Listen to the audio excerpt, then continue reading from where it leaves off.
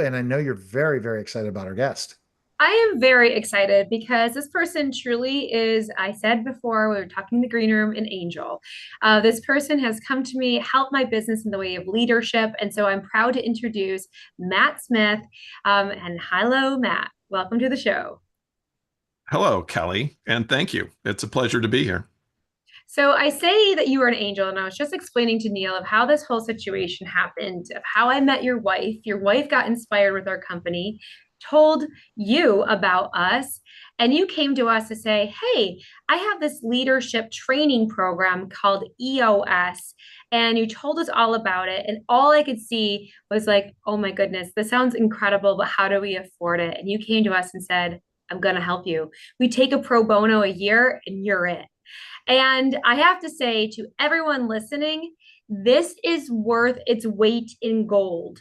The amount of information that we have learned, how to be a better leader, how to make decisions, how to truly put in great ways of thinking about leadership, it has changed all of my thought processes, and we're still learning. It's not done. We're going to be with Matt, I think, for life. I think you're stuck with us, Matt. But why don't you dive in and talk us through the EOS system? How did you get involved in EOS? How did this all come to be? And just give us a little insight. Yeah, I think my journey to EOS was a long and winding road.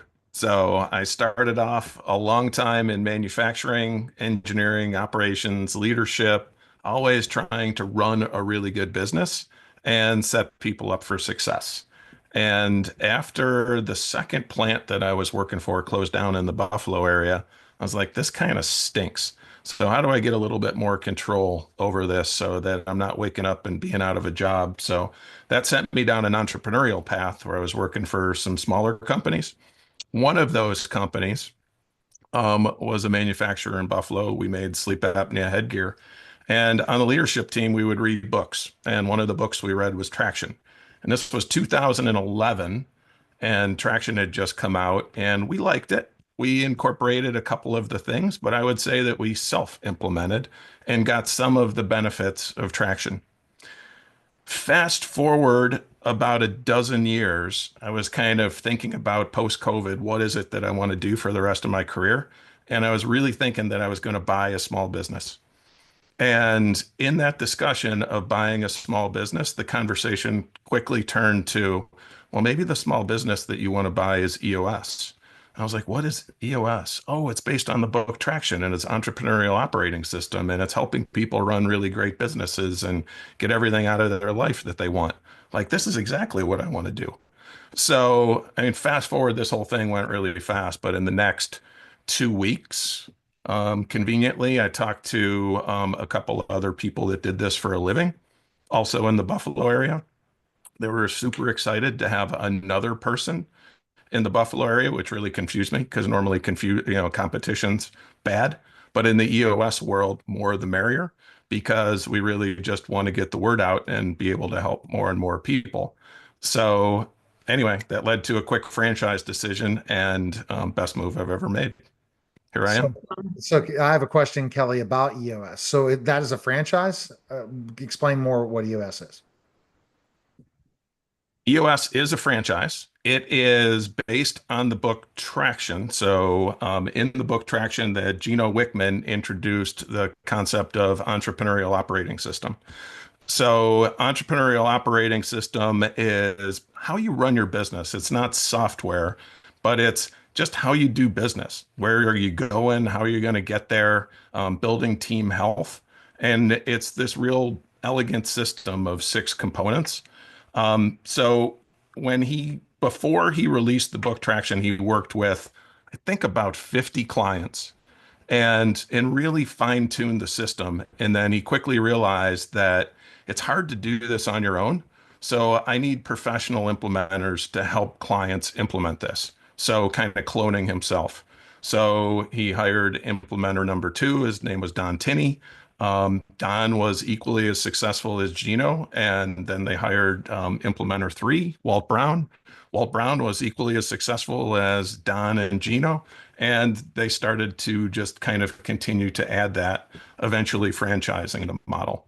So So yes, so I'm a business coach, I'm a teacher, I'm a facilitator that was able to buy into this franchise. And Neil, I gotta tell you, it has beyond helped me. I didn't know how much help we needed. I mean, I could sense we're a small company. We're growing rapidly.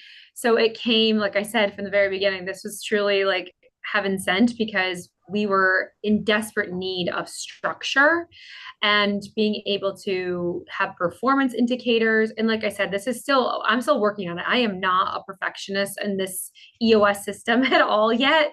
I'm going to need a lot more of Matt's assistance, but the fact that he can train us through this process and teach us about how to set goals and how to lead your meetings and being more productive, it's going to help immensely. So we just brought on a new employee because finding out, and I haven't even told Matt yet, we brought on someone new to help us out with the onboarding. We found out through going through this process that this is something that we desperately needed and we didn't have. It came to the point where I thought we were going to wait until quarter 2 to bring this person on, but it happened that we really needed to have it. And it was exposed by going through where are the gaps in your organization structure? How do you put this together? And also being able to say you're not in the right seat here, or this person is in the right Right. seat here. And so it just, made it clear because we were kind of trying to fit people into seats that they didn't even want to have. So it's just kind of enlightening. But also tomorrow morning we do a team meeting, and just being able to have, like, they're called scorecards, and being able to understand where we are with the different verticals of our company, everyone having these scorecards readily available so everyone can see on the team of what we're doing, where we've been, how that week went.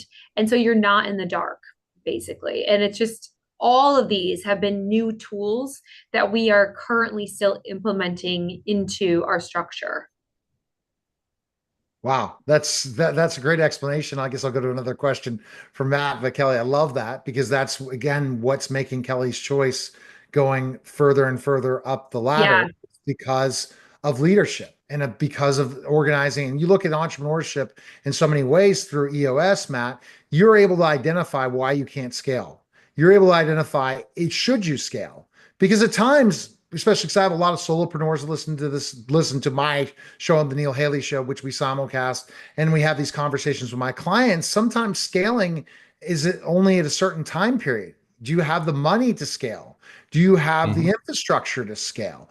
A lot of mistakes we make as entrepreneurs over and over again, instead of bringing someone in like you, Matt, to kind of really Yeah. identify that operation side that's going to mess up everything. Because I mean, I could write a book on my 15 years as an entrepreneur or 20 counting tutoring business, having a tutoring business and saying, oh my goodness, why did I do this? Why did I want to grow so fast? Why didn't I, Mhm. keep seeing where I'm bringing the most revenue in and the least amount of costs till I no longer can be able to do it. And sometimes we grow too fast and we don't profit and we fail. Well, I think this is the thing. And I am very lucky that I have Matt in my life, but this is where if anyone is listening to this and basically where I was, and even I'd been in business a while, but we really truly are scaling. I didn't even know how much I should have invested in this years ago. And it's not too late. It still will change your life. It will still be worthwhile wherever you are in the process. But I mean, I I can't even tell you how valuable it has already been. And we're just still in what, Matt? Are we in the first 90 days of this? So, I A little mean, bit longer, 6 months. Okay. 6 months. So it's just, we're really just changing and growing, and some of it's not easy decisions, but they're the decisions for growth. So for instance, I want to focus on this, the one onboarding that Matt kind of exposed for us. If we're bringing on all these dietitians, but we can't maintain them, we can't support them, they can't feel like they're a part of the company, we're not going to be able to keep them. And so that was just one thing out of the hundreds that were exposed with going through this, that I think entrepreneurs would really benefit from having Matt and having this system in place. And Matt, especially when you're in a phase of 1 to 4 employees, and it's Mhm. and you decide and you look at things and say it didn't structure correctly, especially with the areas of AI now and some of the other things, you have to pivot at times. You have to Mhm. identify where you're going. How much are you looking at that when you work with businesses of different scales and sizes to see where the nuances are happening and the changes need to be made? Luckily, I've made too many mistakes to figure out that stuff without maybe it would have cost me a lot less to hire someone like Matt. But ultimately, I saw those specific things and I learned to pivot at the right time because a lot of these experts are out there telling you advice. It's the wrong advice completely. It is. So we do this really cool thing, Neil. And instead of an organizational chart, we call it an accountability chart. And so the very first thing we do when we're working with Kelly or any of the other leadership teams is we fire everybody. So you start with a blank slate and ask the question, what's the simplest and best structure for your organization to hit your 6 and 12-month goals? And then you start dropping the pieces in place. And then in those pieces, so those are called seats. And then we plug in the 5 roles or the 5 things that somebody has to do really well to be truly excellent in that seat. And then you start filling things up and we start testing things and we start giving people live performance reviews and some other scary things. But in essence, it's the exact opposite of what most businesses do, which is, hey, I'm just going to hire a friend. I know this person, right? They're a good person, and I'm just going to kind of plug them into my organization. And then you bring them in, and when you're small, every bad hire that you make is so expensive. And going from 3 to 4, I mean, in essence, you just added 25% to your workforce. So that might be a 25% problem. Exactly. So it's really important. So we try, and on the flip side of that, we do a really great core values exercise, which is, what are right people? What are right people for your organization? Well, kind of hard to put your finger on, but it's not really. If you identify your handful of core values, those values that they really demonstrate who you are and the behaviors you want, and you can stick with that, then that's who you hire to. Though you're finding people that fit those core values like a glove. I mean, you increase your probability of a great hire by, I don't know, 2, 3, 4x. It's fantastic. Well, Kelly, I think about the challenges when my organization grows to a specific point to have somebody. It was interesting. Neil Patel talked about that. He's not a CEO. That's why he hired a CEO. He said, "This is not what I like to do. I like to do this stuff differently." That's the challenge is you're looking at yourself as the owner of the company or the CEO. Is this really what I like to do? And I'm sure Matt, you identify that as well. What are the We strengths? did. Yeah, Yep, we Well, did. and I think Matt, like for you, sorry to interrupt, but you coming in as an outsider, he doesn't, there's no stake in the game for him. And so I think that also of having someone come in from the outside, he doesn't know Susan Smith or this, that, or whatever. He doesn't have any attachments. He's just helping you look at things clearly. And I think that really helps too, because in a small business, you're all interconnected and there's personal relationships and all of that. And so, I think that having a consultant come in and kind of helping you through the process and saying, like, well, maybe Susan Smith isn't the right person for this, but this is why. And this is how we can actually talk to Susan Smith to get her into maybe the right place, or maybe she's not the right person. do you think EOS 100%. has a, so I was going to also ask this question. Do you think EOS is for every entrepreneur or only for certain organizations with a certain size? There's a couple things that must happen, which is we're not very good at helping people find product market fit. So EOS at its core is all about business execution. So if you're in the really early stages of, I haven't found my minimum viable product yet, I'm really trying to find out who my customer is and what I do, then it's not really the right time. But as soon as you found that product market fit, to start to incorporate in the tools, it's only a handful of tools, Neil. Our whole toolbox is like 10 tools, and they're all simple, they're all time tested, but they just work really, really well together in this complete system. And then as you grow, you just get to go deeper and deeper. And, like Kelly has said, she and Claire are kind of early on in this mastery journey, but they're really fast learners. And as they grow, then they get to enhance their knowledge by teaching other people in Kelly's choice. Yeah. Quite interesting. So Kelly, what do you, so you brought up that one hire was important. What do you think it's helped in your whole company morale and understanding the vision and mission of where Kelly's choice is going? Because I keep hearing that as your organization keeps growing, the Yeah. importance of where we're going. It seems like you're Well, very, very focused and laser focused where to go.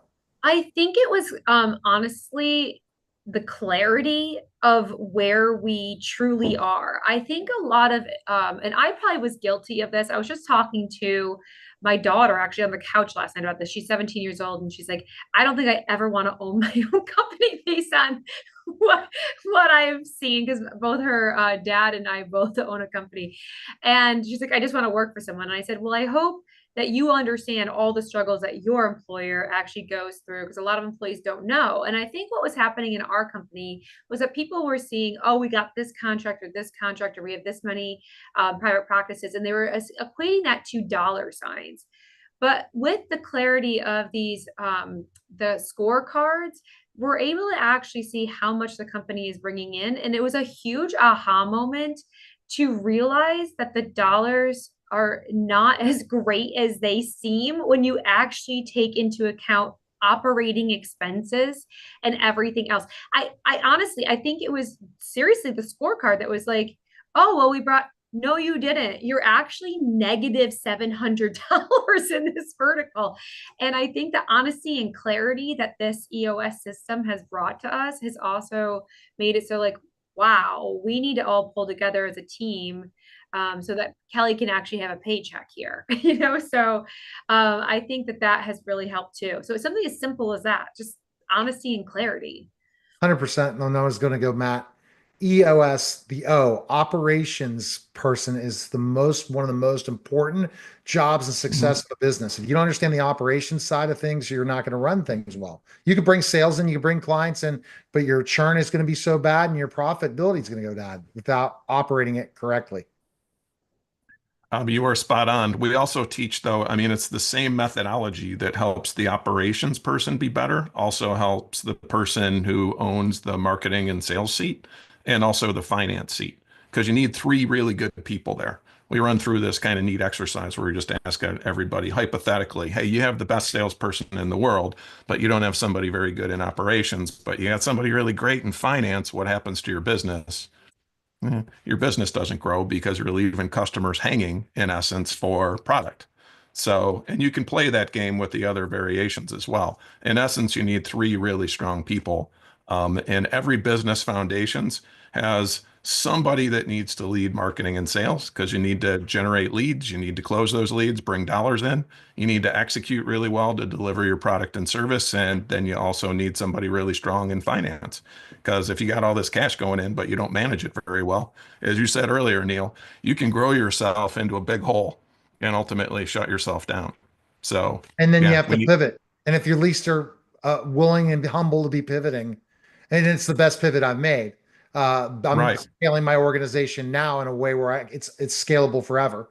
And I won't mention this on my show because then people say, "Hey, what secret do you have that you could scale unlimited?" Well, Yeah. I'm working on that after I saw that you can't duplicate me.